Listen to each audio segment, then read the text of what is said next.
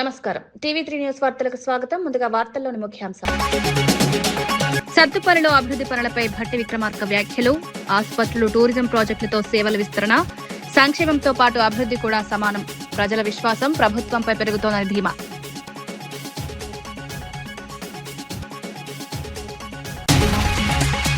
Srihari arrest చట్ట విరుద్ధమని మనోహర్ రెడ్డి వ్యాఖ్య. మానవ హక్కుల ఉల్లంఘన ఘటనను అభివర్ణన, సుప్రీంకోర్టు మార్గదర్శకాలు పాటించలేదని విమర్శ. న్యాయపరమైన చర్యలు తీసుకుంటామని హెచ్చరిక.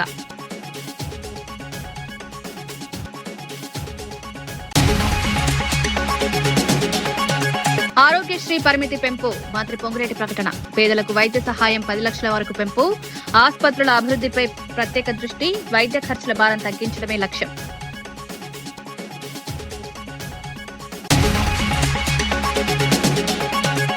జగన్ వ్యాఖ్యలపై మంత్రి ఆనం విమర్శలు.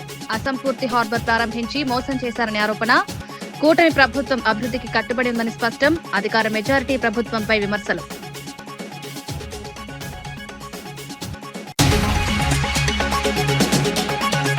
పాలమూరు ప్రాజెక్టుపై నిరంజన్ రెడ్డి తీవ్ర విమర్శలు. రైతులకు ప్రయోజనం లేకుండా నిర్లక్ష్యమని ఆరోపణ. కృష్ణా జలాల విషయంలో స్పందన లేదని మండిపాటు. రైతుల సమస్యలు వెంటనే పరిష్కరించాలని డిమాండ్.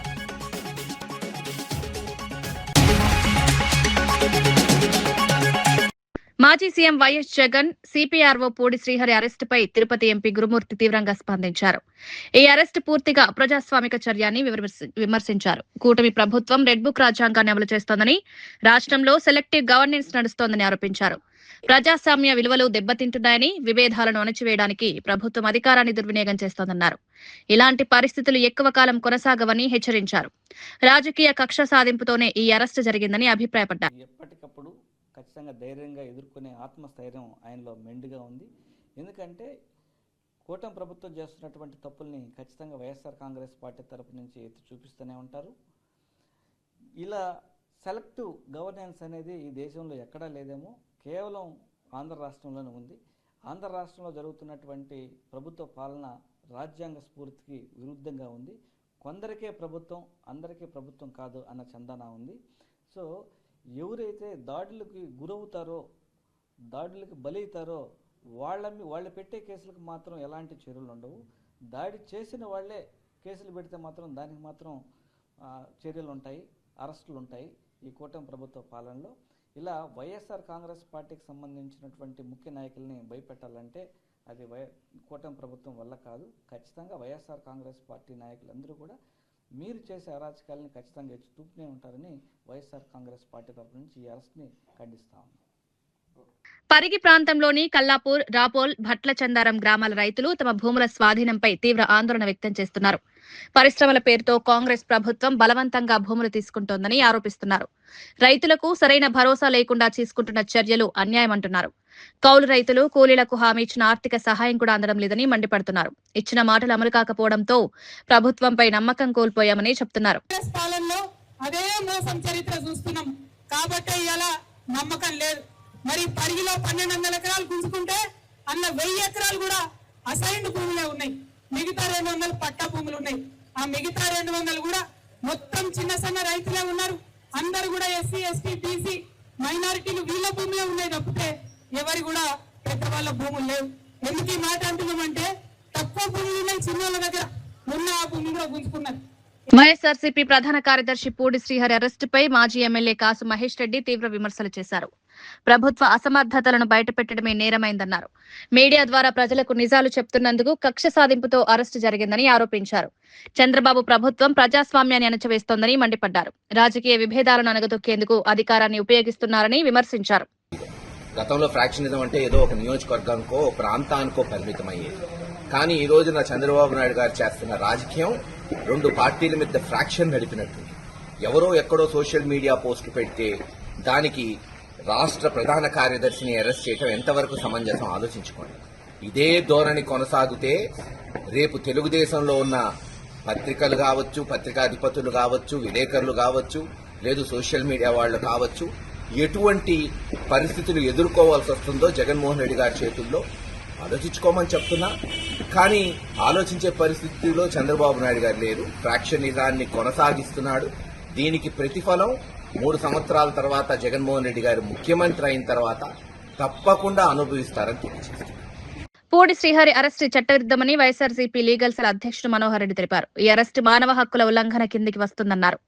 సుప్రీంకోర్టు మార్గదర్శకాలను పాటించకుండా కుటుంబ సభ్యులకు సమాచారం ఇవ్వకుండా అరెస్టు చేయడం తప్పని విమర్శించారు. సివిల్ డ్రెస్ లో అరెస్టు చేయడం చట్టానికి విరుద్ధమని పేర్కొన్నారు.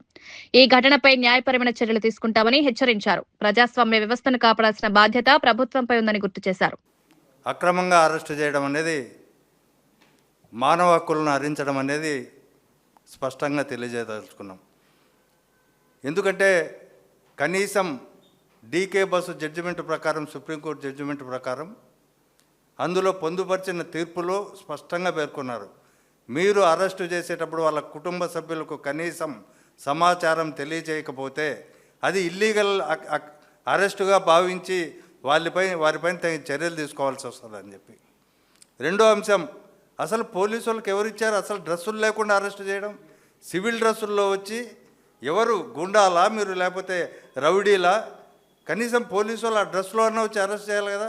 అది కూడా చట్టవిరుద్ధమే. అది కూడా అనేక తీర్పులు చెప్తున్నాయి. ఇట్లాంటి పోలీసులు ఏదైనా సివిల్ డ్రెస్సులో ఇట్లా రావడం అనేది దుర్మార్గమైంది, అది తప్పుడు విధానము, అది రాజ్యాంగ సూత్రాలకు విరుద్ధమని స్పష్టంగా చెప్తున్నప్పటికీ వాళ్ళు సివిల్ డ్రెస్లో వచ్చి రౌడీల్లాగా బిహేవ్ చేసి అరెస్ట్ చేయడం చాలా అప్రజాస్వామ్యం. అది కూడా వీటిల్లో ఇది ఏ కేసుకు సంబంధించి అరెస్ట్ చేస్తున్నారో తెలియదు, ఎవరికి ఇంటిమేట్ చేస్తున్నారో తెలియదు, లేకపోతే పోలీసులు చేస్తున్నారా, రౌడీలు వచ్చారా అని తెలియదు. నిన్న డీజీపీ గారు స్టేట్మెంట్ ఇస్తే సంతోషించాం. ఈ రాష్ట్రంలో సోషల్ మీడియాను ఉక్కు పాదంతో అణచివేస్తామని చెప్పి. ఎందుకంటే ఇవాళ వాళ్ళ దృష్టిలో సోషల్ మీడియా అంటే మొట్టమొదటి ఈ స్టేట్మెంట్ ప్రభావం ప్రకారం ఇవాళ మా వైఎస్ఆర్సీపీ రాష్ట్ర కార్యదర్శి మీడియా వ్యవహారాలు చూసే పూడి శ్రీహరి గారిని మొట్టమొదటి టార్గెట్గా భావించడం అని మేము భావిస్తున్నాం. ఎందుకంటే నిన్ననే ఒక థింక్ అనే ఒక సోషల్ మీడియాలో ఒక యూట్యూబ్ ఛానల్లో జగన్మోహన్ రెడ్డి గారి సతీమణి గురించి, జగన్మోహన్ రెడ్డి గారి వ్యక్తిగత కుటుంబ వ్యవహారాల గురించి నిరాధారమైన ఆరోపణలు చేసి రాష్ట్ర వ్యాప్తంగా అది. వైఎస్ఆర్సీపీ నేత సజ్జల రామకృష్ణారెడ్డి పూడి శ్రీహరిపై అరెస్టుపై తీవ్రంగా స్పందించారు. ఎలాంటి ముందస్తు నోటీసు ఇవ్వకుండా అక్రమంగా అరెస్టు చేశారని ఆరోపించారు. పోలీసులు వచ్చి తీసుకువెళ్లే విధానం చూస్తే అది చట్టబద్ధమా లేక గూండాల చర్యలా అనిపించిందన్నారు. ఇది పూర్తిగా మానవ హక్కుల ఉల్లంఘన అని మండిపడ్డారు. ప్రజాస్వామ్య వ్యవస్థకు ఇది ప్రమాదకర సంకేతమని పేర్కొన్నారు. ఈ ఘటనపై తీవ్ర ఆందోళన వ్యక్తం చేస్తూ ప్రభుత్వం వెంటనే సమాధానం చెప్పాలని డిమాండ్ చేశారు. లేదా అక్కడ ప్రత్యక్ష సాక్షులు వాళ్ళతో మాట్లాడితే, వాచ్మెన్ ఇలాంటి వాళ్ళతో అర్థమైంది ఏంటంటే నిన్న రాత్రి నుంచి కొంతమంది వ్యక్తులు వచ్చి అక్కడ తిరుగుతూ ఆ ప్రాంతంలో, ఈరోజు ఉదయం ఈయన శ్రీహరి గారు మీడియా విభాగానికి జనరల్ ప్రధాన కార్యదర్శిగా ఆయన పార్టీ అధ్యక్షుడిని కలిసి పార్టీ అధ్యక్షుడి పర్యటనకు సంబంధించి ఆయన వీటికి సంబంధించి చర్చించి వస్తుంటే దారిలో ఆపి బలవంతంగా తీసుకెళ్ళిపోయారు అనేది అర్థమవుతుంది. మొత్తం వాళ్ళు పోలీసులు అని ఎందుకు అనుకోవాల్సి వస్తుందంటే నిన్న రాత్రి అక్కడ వచ్చి వాళ్ళు రెక్కీలాగా నిర్వహించినప్పుడు అక్కడ చెప్పారని వాచ్మెన్. ఈ ఉదంతం తెలిసిన తర్వాత దాదాపు 3-4 గంటలకు అసలు ఎంతవరకు ఏమీ తెలియట్లా. ఎవరు తీసుకెళ్లారు, ఎక్కడికి తీసుకెళ్లారు, ఎందుకు తీసుకెళ్లారు, అది కిడ్నాపా, మా ప్రత్యర్థుల పార్టీలకు సంబంధించిన వాళ్ళ ప్రత్యర్థుల, మిమ్మల్ని మర్యాదగా ఉండనివ్వం, మిమ్మల్ని ఏదో ఒక రకంగా ఇబ్బంది పెడతాం.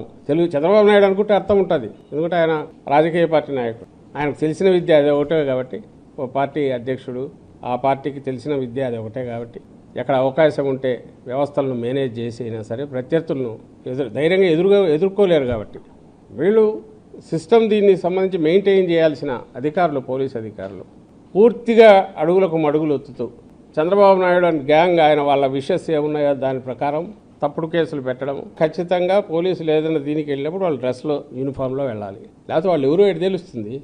రెండవది నోటీస్ ఇవ్వాలి.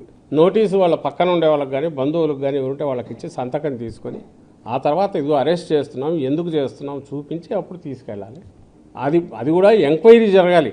ఇది ఎవరైనా చెప్పేదే. ఎవడో పోయి ఎఫ్ఐఆర్ అంటే ఫస్ట్ ఇన్ఫర్మేషన్ రిపోర్ట్ మాత్రమే. వాళ్ళు పోయి చెప్పగానే నోట్ చేసుకుంటే అది ఫస్ట్ ఇన్ఫర్మేషన్ రిపోర్ట్ అవుతుంది. దాన్ని బేస్ చేసుకుని ఇన్వెస్టిగేట్ చేయాలి. చేసిన దానికి తగిన టైం ఉండాలి, ఓ జస్టిఫికేషను, ఓ హేతుబద్ధత. ఆ తర్వాత వెళ్ళి నోటీస్ ఇచ్చి తీసుకెళ్తున్నామని అరెస్ట్ చేయడం, ఇది ప్రొసీజర్. అట్లీస్ట్ కేసు తప్పుడుదైనా ఫాలో కావాల్సిన పద్ధతి. ఇక్కడ అది ఫాలో కాల. నేను ముందే అన్నట్టు జరిగిన పద్ధతి చూస్తే నిన్న రాత్రి అక్కడ వాచ్మెన్ చెప్పింది వీడియోలో చూస్తే అర్థమైంది. కొంతమంది వచ్చారు, 2-3 గ్రూపులు వచ్చాయి. రాత్రి 10 గంటలకు ఒక గ్రూప్ వచ్చారు. ఎవరంటే సివిల్ డ్రెస్లో ఉన్నారు, మేము ఎస్ఐ అన్నారు, ఏదో చూపించారు. తర్వాత తెల్లవారుజామున 3 గంటల నుంచి వచ్చి కాపీ వేసి కూర్చున్నారు. ఉదయం 6:30, 7కో 8కో ఈయన వస్తున్నప్పుడు పట్టుకుపోయారు. ఎక్కడి నుంచి? కుప్పం. పాలమూరు ప్రాజెక్టుపై మాజీ మంత్రి నిరంజన్ రెడ్డి తీవ్రంగా స్పందించారు. ప్రభుత్వం రైతులకు ప్రయోజనకరమైన పనులు చేయడం లేదని విమర్శించారు. పాలమూరు రంగారెడ్డి ప్రాజెక్టుకు సంబంధించిన పనులు పూర్తయినా సీఎం సమీక్ష చేయలేదన్నారు. కృష్ణా జలాలను ఇతర రాష్ట్రాలు తీసుకువెళ్తున్నా ప్రభుత్వం స్పందించడం లేదని మండిపడ్డారు. కొల్లాపూర్ ప్రాంతానికి నష్టం జరుగుతున్నా మంత్రి జూపల్లి స్పందించడం లేదని ఆరోపించారు. రైతుల సమస్యలను పట్టించుకోకుండా ప్రభుత్వం నిర్లక్ష్యంగా వ్యవహరిస్తోందని విమర్శించారు. వెంటనే చర్యలు తీసుకోవాలని డిమాండ్ చేశారు.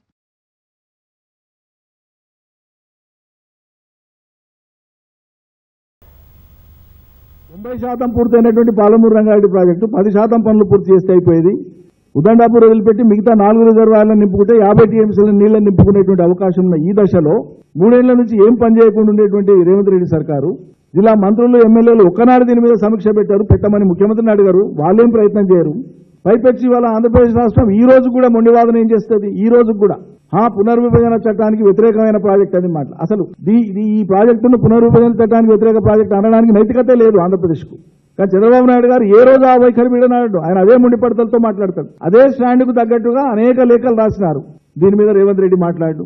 చంద్రబాబు నొప్పించి, మోడీ నొప్పించి మిగిలినటువంటి అనుమతులు తెచ్చి చేయొచ్చు కదా, మరి ఎందుకు చేయరు? 3వ సంవత్సరం నడుస్తుంది. పునర్విభజన చట్టానికి వ్యతిరేకంగా ఎట్లయితుంది ప్రాజెక్టు? ఒకనాడు కాంగ్రెస్ ప్రభుత్వమే జీవో ఇచ్చింది కదా, ఇది 2013లోనే. అప్పుడే కంటెంప్లేట్ చేసినాం కదా. ఈ క్షణానికి కూడా ఆంధ్రప్రదేశ్ ప్రభుత్వం తన వైఖరిని మార్చుకోకుండా అదే 90% పూర్తయినాక కూడా అదే మొండి పట్టుదలతో ఉంది. కానీ ఇక్కడ ఉండేటువంటి ముఖ్యమంత్రికి, ఇక్కడ ఉండే నీళ్ల మంత్రికి, ఇక్కడ ఉండేటువంటి ఎమ్మెల్యేలకు, మంత్రులకు, జిల్లా వాళ్లకు పట్టనే పట్టదు. సగటున 13 టీఎంసీల నీళ్లను కృష్ణా నుంచి అవతలికి ప్రతిరోజు వాడుకోవడానికి వాళ్ళు సిస్టమ్ను తయారు చేసి పెట్టుకున్నారు. మనం 2 టీఎంసీలు రోజుకి ఎత్తిపోసుకునేటువంటి పాలమూరు రంగారెడ్డికి ఇన్ని ఆటంకాలు ఉంటే పాలమూరు బిడ్డ అనేటువంటి రేవంత్ రెడ్డికి పట్టదు. పెండింగ్లోనే మిగతా పనులు కూడా పూర్తి చేస్తే 16 టీఎంసీలు పర్ డే ఎత్తుకపోయే అవకాశం ఉంది ఆంధ్ర ప్రాంతానికి. ఏం పట్టింపు ఉన్నట్లు మీకు? ఏం చేయదలుచుకున్నారు పాలమూరు? సత్తుపల్లి నియోజకవర్గంలో అభివృద్ధి కార్యక్రమాలపై డిప్యూటీ సీఎం భట్టి విక్రమార్క మాట్లాడారు. ఆసుపత్రులు, సబ్స్టేషన్లు, టూరిజం ప్రాజెక్టులు ప్రారంభించి ప్రజల అవసరాలను తీర్చేలా ప్రభుత్వం పనిచేస్తోందని తెలిపారు. ప్రజల ఆరోగ్యం, విద్యపై ప్రత్యేక దృష్టి పెట్టామన్నారు. సంక్షేమంతో పాటు అభివృద్ధి కూడా సమానంగా జరుగుతోందని వివరించారు. ప్రతి కుటుంబం గర్వంగా జీవించేలా నాణ్యమైన సేవలు అందించేందుకు కృషి చేస్తున్నామన్నారు. అదనంగా ఇంకొక 50 పడకల ఆసుపత్రిని, ఇంకో 30 పడకల ఆసుపత్రిని, విద్యుత్ సంబంధించినటువంటి అనేక సబ్ స్టేషన్లని, ఇతరత్ర అభివృద్ధి కార్యక్రమాలతో పాటు ఇంకో టూరిజం సంబంధించినటువంటి ప్రాజెక్టుకు సంబంధించి కూడా ఈరోజు ప్రారంభోత్సవం చేసుకున్నాం. ఇవన్నీ కూడా సత్తుపల్లి శాసనసభ నియోజకవర్గంలో ఉన్న ప్రజల సంక్షేమం కోసం వారి అవసరాలను తీర్చేటువంటి గొప్ప కార్యక్రమాలు. ఆరోగ్యానికి సంబంధించి ఈరోజు 100 పడకల ఆసుపత్రి కానీ, 50 పడకల ఆసుపత్రి కానీ, 30 పడకల ఆసుపత్రి కానీ, లేకపోతే నర్సింగ్ కళాశాల సంబంధించి కడుతున్నటువంటి ఆ భవన నిర్మాణం కానీ, ఇవన్నీ కూడా ఈ రాష్ట్ర ప్రభుత్వానికి ప్రజల పట్ల ఉన్నటువంటి చిత్తశుద్ధికి, ఈ సంక్షేమం పట్ల ఉన్నటువంటి కార్యదీక్షకి నిదర్శనం అని నేను చాలా స్పష్టంగా చెప్పదలుచుకున్నాను. ఈ రాష్ట్ర ప్రభుత్వం ఇక్కడ పుట్టిన ప్రతి బిడ్డ, ప్రతి కుటుంబం కూడా తెలంగాణలో పుట్టడం నా అదృష్టం, తెలంగాణలో పెరగటం ఈ కుటుంబం మా అదృష్టం అనేటువంటి నమ్మకాన్ని, భరోసాని ఈ రాష్ట్ర ప్రభుత్వం కల్పిస్తూ దాని ప్రధానంగా వైద్య, విద్య 2 ప్రధానమైన రంగాలపైన అత్యధికంగా పెట్టుబడులు పెడుతూ వాటిని ప్రజలకు అందించే కార్యక్రమం. రాజీవ్ ఆరోగ్యశ్రీ పథకాన్ని మరింత విస్తరించినట్లు మంత్రి పొంగులేటి శ్రీనివాస్ రెడ్డి తెలిపారు. పేదలకు వైద్య సహాయం 10 లక్షల వరకు పెంచినట్లు వెల్లడించారు. రాష్ట్ర వ్యాప్తంగా ప్రతి ఒక్కరికి మెరుగైన వైద్యం అందించే దిశగా ప్రభుత్వం చర్యలు తీసుకుంటోందన్నారు. ఆరోగ్య రంగంలో నాణ్యత పెంపు కోసం ఆసుపత్రుల అభివృద్ధి, సదుపాయాల పెంపుపై దృష్టి సారించామని పేర్కొన్నారు. పేదలకు భారంగా మారుతున్న వైద్య ఖర్చులను తగ్గించడమే లక్ష్యమన్నారు. ప్రభుత్వ ఆసుపత్రులను బలోపేతం చేస్తూ ప్రజలకు అందుబాటులో సేవలు అందిస్తున్నామన్నారు. ఆరోగ్యశ్రీ కార్యక్రమం ద్వారా ప్రతి పేదవాడికి 5 లక్షల బదులు 10 లక్షలు ఇస్తాను వైద్యానికి అని చెప్పి అన్న మాట ప్రకారం ఈనాడు రాష్ట్ర వ్యాప్తంగా నిరుపేదల కోసం 10 లక్షల రూపాయలు వైద్యానికి రాజీవ్ ఆరోగ్యశ్రీ కార్యక్రమం ద్వారా మీరు ఎన్నుకున్న ప్రభుత్వం ఈనాడు ఇస్తుంది. మీకు తెలియంది కాదు, ఆనాటి ప్రభుత్వం వివిధ స్థాయిల్లో ఏవైతే మెడికల్ కాలేజీలు కానీ, హాస్పిటల్స్ కానీ, నర్సింగ్ కాలేజీలు కానీ గొప్పలకు చెబుతూ ప్రారంభించారు. కాగితాలకే పరిమితమైతే ఆ హాస్పిటల్స్ కానివ్వండి, ఆ మెడికల్ కాలేజీలు కానివ్వండి, నర్సింగ్ కాలేజీలు కానివ్వండి పూర్తి చేసి వడిగా పేదవాడికి మెరుగైన వైద్యం ఇస్తుంది ఈ ప్రభుత్వం. దానికి ఉదాహరణ ఈ రోజు సత్తుపల్లిలో 3 హాస్పిటల్స్ ఆనాడు మధ్యలో వదిలేస్తే వాటిని పూర్తి చేసి ఇంతకు ముందే ఓపెన్ చేసుకున్నాం. అదే రకంగా హైదరాబాద్ లో గాంధీ ఉస్మానియా హాస్పిటల్స్ ని ఆనాటి ప్రభుత్వం కార్పొరేషన్ ఎన్నికల్లో అద్భుతంగా కార్పొరేట్ హాస్పిటల్స్ కి ధీటుగా హాస్పిటల్స్ కట్టిస్తున్నాను 3 ప్రాంతాల్లో అని ప్రగల్భాలు పలికారే తప్ప ఆనాడు కట్టల. అటువంటిది మీరెన్నుకున్న ఈ నెల్లూరు జిల్లా జువ్వలదిన్నె హార్బర్ అంశంపై వైఎస్ జగన్ వ్యాఖ్యలకు మంత్రి ఆనం రామనారాయణ రెడ్డి ఘాటుగా స్పందించారు. అసంపూర్తిగా ఉన్న హార్బర్ ను ఎన్నికల ముందు ప్రారంభించి మత్స్యకారులను జగన్ మోసం చేశారని ఆరోపించారు. కూటమి ప్రభుత్వం టెక్నాలజీతో మత్స్యకారులకు ఉపాధి కల్పిస్తుంటే జగన్ రాజకీయాలు చేస్తున్నారని విమర్శించారు. తక్కువ సీట్లున్న నాయకుడు అధిక మెజారిటీ ఉన్న ప్రభుత్వానికి హెచ్చరికలివ్వడం హాస్యాస్పదమని ఎద్దేవా చేశారు. పొందాలని చేసేటువంటి ప్రయత్నమే తప్ప వేరొకటి కాదు. ఇవాళ మీరు చేసిన పని అదే. ఈనాడు అటానమస్ మ్యారిటైమ్ షిప్ యార్డ్ని ఏర్పాటు చేస్తున్నాం, ఉపాధిని కల్పించే ప్రయత్నం చేస్తున్నాం. ఇది ప్రైవేటీకరణనో లేకుంటే మరొకటనో మాట్లాడితే ఇది మత్స్యకారుల రేపటి యువతని వాళ్ళ భవిష్యత్తును దెబ్బతీయడానికి మీరు చేసినటువంటి ఒక తప్పుడు ఆరోపణ, ఒక తప్పుడు ప్రయత్నం అని చెప్పి చెప్పక తప్పదు. ఇవాళ మాట్లాడుతున్నాడు, వార్నింగ్ ఇస్తారు. ఎవరికి?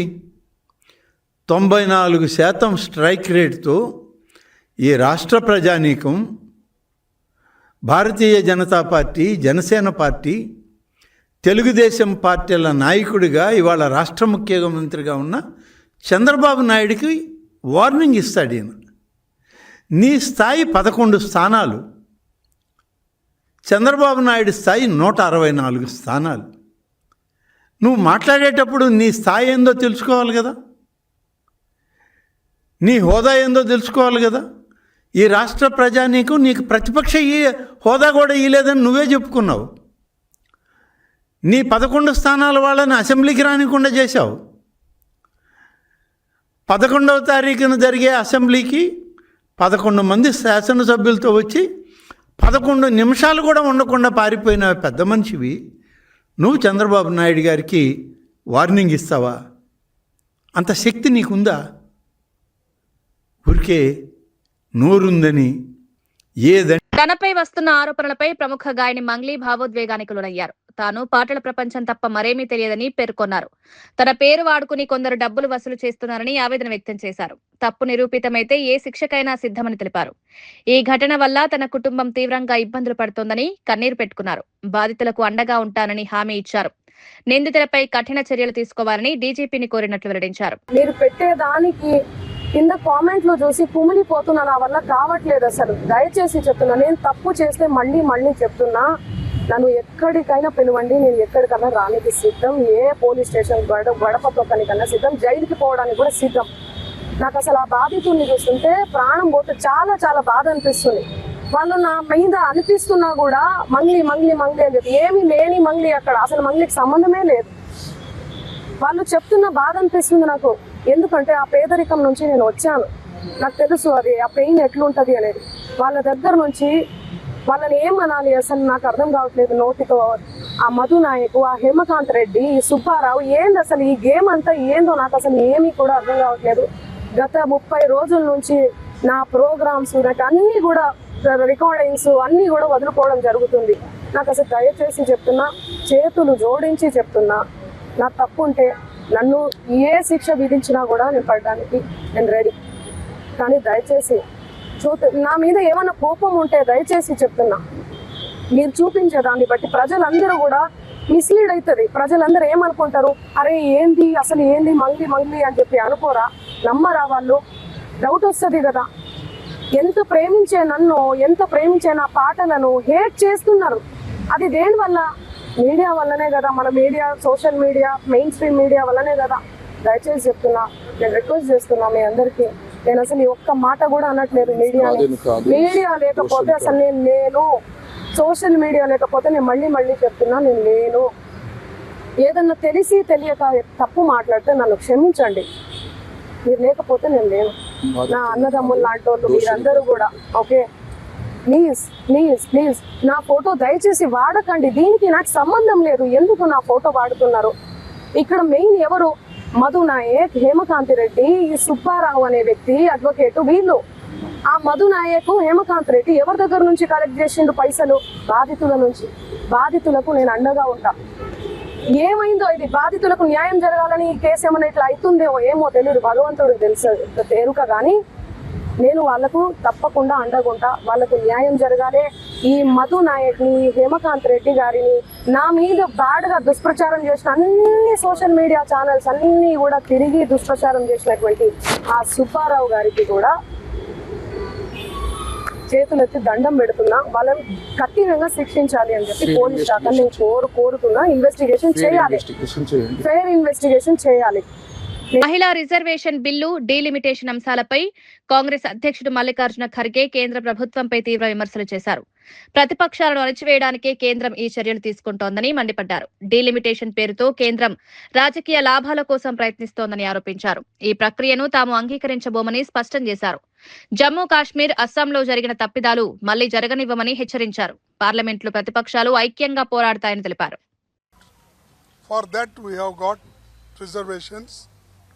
And it is politically motivated just to trap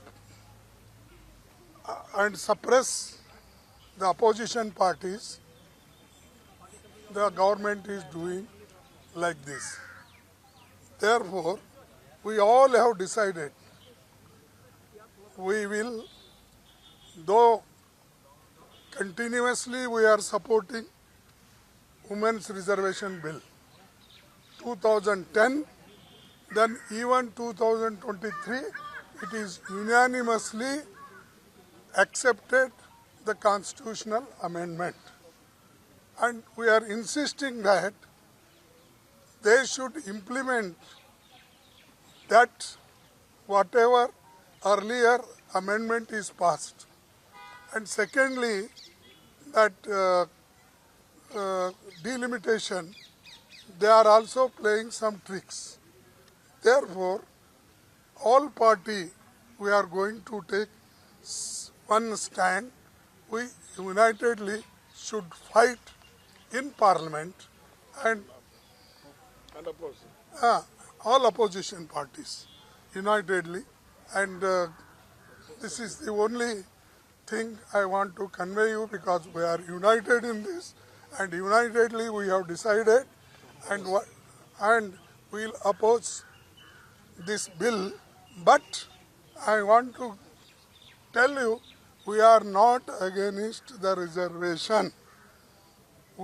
The way in which they have put in the bill, whether it is delimitation, whether they have not even cleared census and almost all powers of the Constitution, the executive is taking, and mostly the power which can be executed by the institutions, the Parliament they have given, so that they can change delimitation at any time. And they have done mistakes, or they have already deceived us in our Assam and also our Jammu and Kashmir, several places. So therefore, we will fight. Tamil Nadu రాజకీయాల్లో సినీ నటుడు విజయ్ ప్రచారం హోరెత్తోంది. చెన్నైలోని త్యాగరాయ నగర్ నియోజకవర్గంలో ఆయన భారీగా ప్రచారం నిర్వహించారు.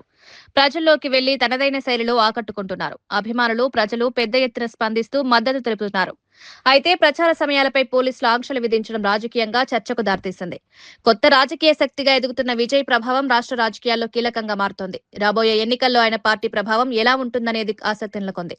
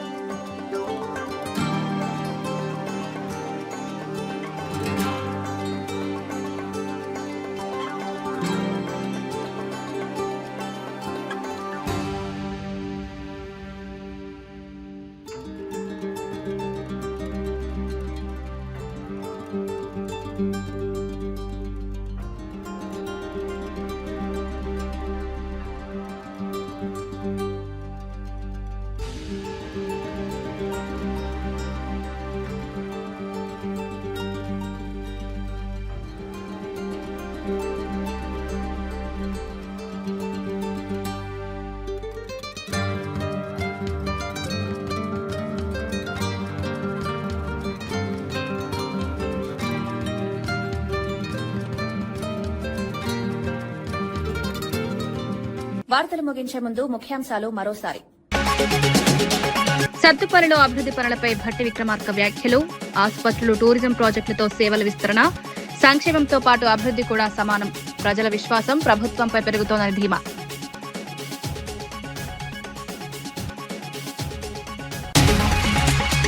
Srihari arrest చట్ట విరుద్దమని మనోహర్ రెడ్డి వ్యాఖ్య. మానవ హక్కుల ఉల్లంఘన ఘటనను అభివర్ణన. సుప్రీంకోర్టు మార్గదర్శకాలు పాటించలేదని విమర్శ.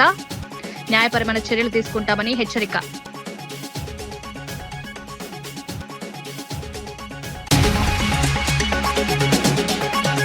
ఆరోగ్యశ్రీ పరిమితి పెంపు. మంత్రి పొంగులేటి ప్రకటన. పేదలకు వైద్య సహాయం 10 లక్షల వరకు పెంపు. ఆసుపత్రుల అభివృద్దిపై ప్రత్యేక దృష్టి. వైద్య ఖర్చుల భారం తగ్గించడమే లక్ష్యం.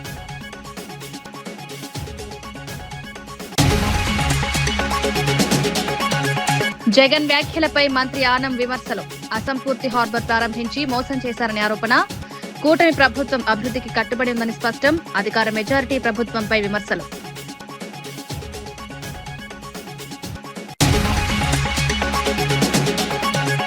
పాలమూరు ప్రాజెక్టుపై నిరంజన్ రెడ్డి తీవ్ర విమర్శలు. రైతులకు ప్రయోజనం లేకుండా నిర్లక్ష్యమని ఆరోపణ. కృష్ణా జలాల విషయంలో స్పందన లేదని మండిపాటు. రైతుల సమస్యలు వెంటనే పరిష్కరించాలని డిమాండ్.